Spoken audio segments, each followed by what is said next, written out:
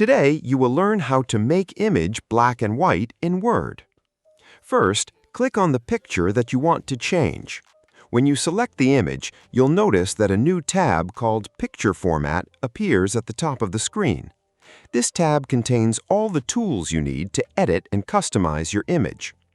In the Adjust section, look for the Color button and click on it. A menu will open with several color options and effects that you can apply to your image. In the Color menu, find the Saturation section.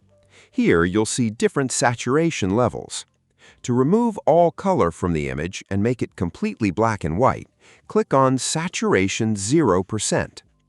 As soon as you click it, Word will instantly convert your colored image into a black and white image.